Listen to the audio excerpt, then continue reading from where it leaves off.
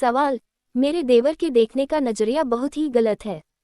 वो बहुत ही गलत नज़रों से घर की सभी महिलाओं को देखते हैं। उनकी मौजूदगी में घर की सारी महिलाएं बिल्कुल भी ठीक महसूस नहीं करती हैं।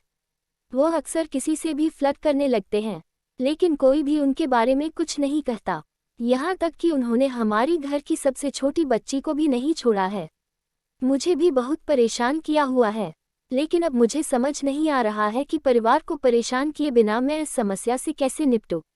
इस समस्या को सुलझाने का सही तरीका क्या हो सकता है? डॉक्टर रचना के सिंह कहती हैं कि आप बहुत ही अजीब परिस्थिति से जूझ रही हैं। मुझे लगता है कि सबसे सही होगा कि आप उनसे दूरी बनाकर रखें। अपनी समस्या को छिपाने से कोई भी हल नहीं निकलेगा। कम से कम आपको अपने पति से इस बारे में जरूर बात करनी चाहिए, या फिर किसी ऐसे सदस्य या दोस्त को इस बारे में बता सकती हैं जिस पर आप भरोसा करती हों। आप चाहे तो अपने देवर से भी इस बारे में खुलकर बात कर सकती हैं। उनसे कठोर शब्दों में कहने की कोशिश करें कि वह जो कुछ भी कर रहे हैं वह उन्हें बिल्कुल भी शोभा नहीं देता है। आखिरकार यह पूरे परिवार का सवाल है। उन्हें ये समझाने की कोशिश करें कि हो सकता है आपका नजरिया गलत नहीं हो, लेकिन जिस तरह की आप हरकत करते हैं उससे घर की महिलाएं बिल्कुल भी कंफर्टेबल महसूस नहीं करती हैं। आप उनसे बात करते हुए कह सकती हैं कि मैं जानती हूँ कि आप एक खुले दिमाग के इंसान हैं, लेकिन आपके व्यवहार से दूसरों को परेशानी होती है। अगर आपको लगता है कि आप सही कर रहे हो तो मैं इसमें क्या कह सकती हूँ, लेकिन मुझे ऐसा लगता है कि इससे आपकी बदनामी हो रही है।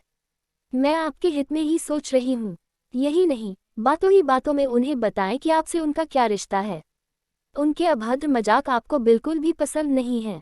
उनका आपको छूना, कंधे पर हाथ रखना, हद से ज़्यादा हंसी मजाक करना आपको बिल्कुल भी अच्छा नहीं लगता है। अगर आप चाहती हैं कि यह पूरा मामला परिवार के बीच रहकर ही सुलझ जाए तो इस मसले को घर के बड़े बुजुर्गों के साथ शेयर करें। अगर आपको लग रहा है कि आप अपने सास ससुर को इस बारे में नहीं बता पाएंगी तो कम से कम अपने पति के साथ इस पूरे किस्से को जरूर शेयर करें। उनसे कहें कि वह सबसे पहले अपने भाई से बात करें और उन्हें समझाएं कि उनकी वजह से घर का माहौल कितना खराब हो रहा है। अगर इतना सब होने के बाद भी वह अपनी आदतों से बाज नहीं आ रहे हैं तो आपको तुरंत कुछ एक्शन लेने की जरूरत है। परिवार के बाकी रिश्तों की तरह भाभी और देवर के रिश्ते में भी सीमा तय करना बहुत जरूरी है।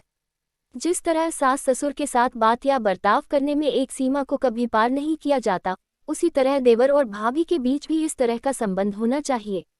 इस रिश्ते में अगर आपसी सम्मान व मर्यादा बरकरार रहेगी तो आप दोनों में किसी को भी कभी किसी तरह की शर्मिंदगी का सामना नहीं करना पड़ेगा।